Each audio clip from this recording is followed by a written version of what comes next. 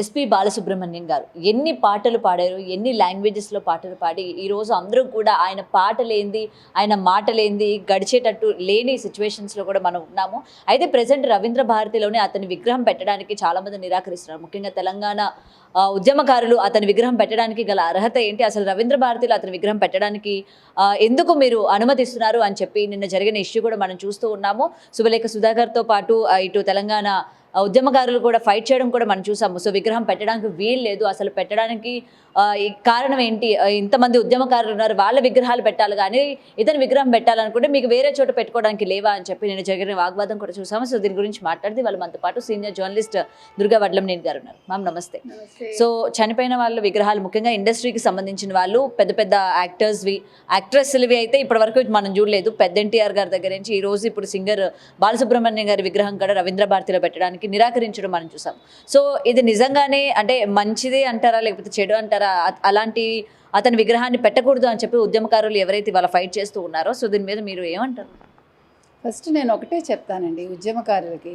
ఇప్పుడు నిన్న ఆయన చేసిన డిమాండ్ ఏంటంటే, మీరు ఒక గద్దర్ది పెట్టాలి, ఒక అందశ్రీది పెట్టాలి, ఒక పైడి జయరాజ్ది పెట్టాలి అన్నారు. తప్పులేదు, పెట్టచ్చు.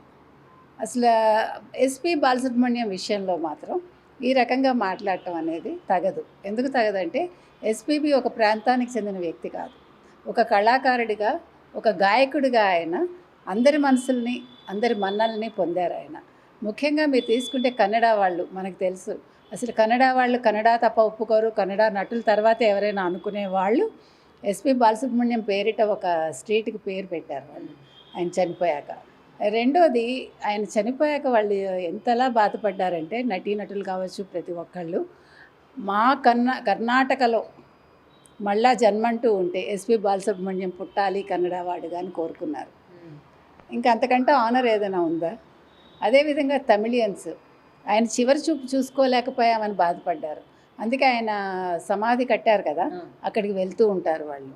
అంటే అసలు కళకి ఏ ప్రాంతం కానీ భాష కానీ అది ఉండదండి. ఇప్పుడు మీరు ఆంధ్ర వాళ్ళు తీసిన సినిమాల్లో తెలంగాణ వాళ్ళు నటించడం మానేస్తారా? తెలంగాణ వాళ్ళు పాడడం మానేస్తారా? ఇప్పుడు రాహుల్ సిప్లిగంజ్కి నాటు నాటు పాటకి ఆస్కార్ అవార్డు వచ్చింది. అది అందరం సంతోషిస్తాం. అతను తెలంగాణ వాడా లేకపోతే ఆంధ్ర వాళ్ళ సినిమాలో చేశాడా, రాజమౌళి సినిమాలో చేశాడా, మీరు యాక్సెప్ట్ చేయటం మానేస్తారా? ఆస్కార్ అవార్డు తీసుకోవద్దని చెప్తారా మీరు? కాదు కదా. కళ మన భారతదేశం ఎల్లలు దాటి ఎక్కడికో వెళ్ళిందని మనం సంతోషిస్తాం. అదేవిధంగా పైడి జయరాజ్ గారు తెలుగు ఆయనే, కానీ ఆయన ఎప్పుడూ తెలుగు భాషలో నటించలేదు ఏ చిత్రంలో కూడా. ఆయన నాకు తెలిసి ఉర్దూ, హిందీల్లో ఫస్ట్ ఇక్కడ మరి నాటకాలు వేశారు, సినిమాలు తీశారు, నాకు తెలియదండి. ముంబైకి వెళ్ళిపోయారు, వివిధ భాషల్లో పనిచేశారు, నటుడిగా కావచ్చు, డైరెక్షన్ కూడా చేశారు వారు. తర్వాత వారికి దాదాసాహెబ్ ఫాల్కే కూడా వచ్చింది.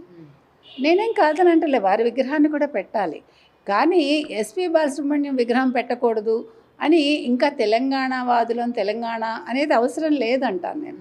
ఎందుకంటే తెలంగాణ మీరు తెచ్చుకున్నారు, తెలంగాణ వచ్చేసింది. ఇప్పుడు హైదరాబాద్ అంటే తెలంగాణ అని ఎవరైనా కాదంటారా? ఎవరు కాదనరు. సరేనండి, ఇవాళ మీరు ఉద్యమం చేస్తున్నారు. 10 ఏళ్ళు కేసీఆర్ గారు ముఖ్యమంత్రిగా పనిచేసినప్పుడు మీరెందుకు పైడి జయరాజ్ విగ్రహం పెట్టించలేకపోయారు? మీరెందుకు అందశ్రీ విగ్రహం పెట్టించలేకపోయారు? మీరెందుకు గద్దర్ విగ్రహం పెట్టించలేకపోయారు? ఇవాళ గద్దర్ని గౌరవించింది రేవంత్ రెడ్డి గారు, ఇవాళ అందశ్రీని గౌరవించింది రేవంత్ రెడ్డి గారు, అందశ్రీ పాడె మోసింది రేవంత్ రెడ్డి గారు. కాదని అంటారు ఎవరైనా? మరి ఈ పని కేసీఆర్ గారు చేశారా? అంత తెలంగాణ ఉద్యమ నేత అంటారు మీరు, తెలంగాణకి మొట్టమొదటి ముఖ్యమంత్రి అంటారు మీరు, మరి వారు చేయలేదు కదా. మరి ఆ రోజు మీరందరూ ఎందుకు మాట్లాడలేదు? పృథ్వీరాజ్ గారు, మీరు అడగడం తప్పని నేను అంటల్లా, కానీ అడ్డుకోవడం తప్పు. ఇవాళ రేవంత్ రెడ్డి గారు ఒప్పుకున్నారు, మరి మీరు దేన్ని అడ్డుకుంటారు? రవీంద్ర భారతి పేరు సినిమా వ్యక్తి అని చెప్పి వద్దనడం ఇక్కడ మనం చూడొచ్చా, లేకపోతే ఈ ప్రభుత్వంలోని ఇది వద్దు అనడం ఇక్కడ మనం? రెండు తప్పేనండి. సినిమాకి ఎల్లలేవు, నటీనటులకి ఎల్లలేవు, కళాకారులకి ఎల్లలేవు, గాయకుడికి లేవు. ఇంకొకటి ఏంటంటే, రవీంద్ర భారతి పేరు ఎవరి పేరుతో పెట్టారో తెలుసా ఈయనకి? మా తెలంగాణ అంటున్నారు కదా, రవీంద్రనాథ్ ఠాగూర్ పేరు మీద రవీంద్ర భారతి పేరు పెట్టారు. రవీంద్ర భారతికి పునాది వేసింది మాజీ ఆంధ్రప్రదేశ్ ముఖ్యమంత్రి, అప్పటి ఉత్తరప్రదేశ్ గవర్నర్ బెజవాడ గోపాల్ రెడ్డి గారు. ఆ విషయం వీళ్ళకి తెలుసా?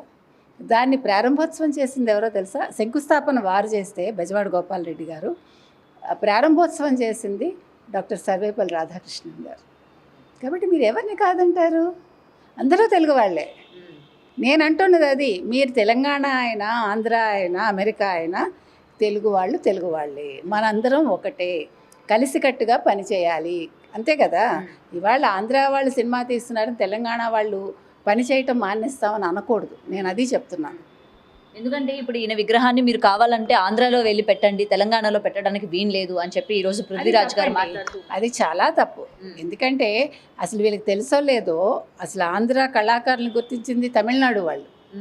ఒక బాలసుబ్రహ్మణ్యం గారు కావచ్చు, మీరు మహామహులందరినీ, ఒక వీణ చిట్టుబాబు కావచ్చు, తర్వాతే వీళ్ళు గుర్తించారు ఆంధ్ర వాళ్ళు. తెలంగాణ వాళ్ళు కూడా అప్పుడు గుర్తించలా నన్ను అడిగితే. కాబట్టి కళ్ళకి ఎల్లలేవండి ఇలాంటి వితండవాదనలు అనవసరం. ఈయన సుధాకర్ గారు ఏదో అంటే దాన్ని ఏమంటారు, ఫోటో తీయనివ్వలేదు, కెమెరా ఆపమన్నారంటే మీరు పర్మిషన్ తీసుకోవాల్సిన తప్పే ఉంది. ఇప్పుడు మీరు ఈ మధ్యకాలంలో చూసారంటే ప్రతి వాళ్ళు నేను జర్నలిస్ట్ అంటున్నారు. ఒక కెమెరా ఉంటే, ఒక ఫోన్ పట్టుకొని నేను జర్నలిస్ట్ అంటే అసలు జర్నలిస్ట్ అనే పదానికి అర్థం లేకుండా పోతుంది. ప్లస్ ఒక ఐడి కార్డు ఉండదు. ఐడి కార్డు అడిగితే ఐడి కార్డు ఎందుకు మాకు? మేము తెలంగాణ వాళ్ళం అంటే అది అర్థం ఉంటుందా? ఇప్పుడు మీరు ఒక ఐడి కార్డు లేకుండా అసెంబ్లీలోకి వెళ్ళగలరా? మీరు ఒక ఐడి కార్డు లేకుండా సచివాలయంలోకి మనం వెళ్ళగలమా? కాబట్టి అది కాదు, అది వితండవాదన అంటారు. కాబట్టి ఆయన ఆపమన్నారు. ఆయన చెప్తున్నారు, ఒక్క నిమిషం విను బాబు అంటే నువ్వు నాకు వేలు చూపిస్తావా అంటున్నాడు అతను ఎవరో. అది కాదండి, మనం మర్యాద ఇచ్చిపుచ్చుకోవాలి. రెండోది అక్కర్లేని వాదనలు అనవసరం. పృథ్వీరాజ్ గారిని నేనేమి ఆయన తెలంగాణ వాదిని, నేను పోరాటం చేస్తా అంటే వద్దని మనం చెప్పట్లేదు. కానీ సహేతుకంగా సబబుగా ఉండాలి ఏదైనా కూడా. ఇవాళ మీరు ఎందుకు ఎస్పీ బాలసుబ్రహ్మణ్యం గారు వద్దంటున్నారు? తప్పు కదా అది. ఇప్పుడు ఎవరిదైనా ఎక్కడైనా పెట్టచ్చు. మీరు తెలంగాణ వాళ్ళని తీసుకెళ్ళి మీరు ఆంధ్రాలో పెట్టండి, ఎవరు వద్దనరు. ఒక కళాకారుడు అయితే కాదని అనంగా. ఇప్పుడు మీకు తెలుసో లేదో, ఎస్పీ బాలసుబ్రహ్మణ్యం గారి చెల్లెలు ఎస్పీ శైలజ ఎన్నో తెలంగాణ పాటలు పాడింది. నాంపల్లి స్టేషన్ కాడ పాట ఎవరు పాడారండి? ఎవరు హిట్ చేశారండి? అమ్మాయి తెలంగాణ అమ్మాయిగా పాడలేదుగా, ఒక కళాకారిణిగా పాడింది, ఒక గాయకురాలిగా పాడింది. కాబట్టి ఈ కొత్త కొత్త వాదనలు అనవసరం అండి. తెలంగాణ ఎప్పుడో వచ్చేసింది, అందరూ తెలంగాణ వాళ్ళే ఇక్కడ ఉన్నవాళ్ళు. కాబట్టి కొత్తగా మళ్ళీ ఏదో తీసుకురావాలి అనుకోకర్లేదు.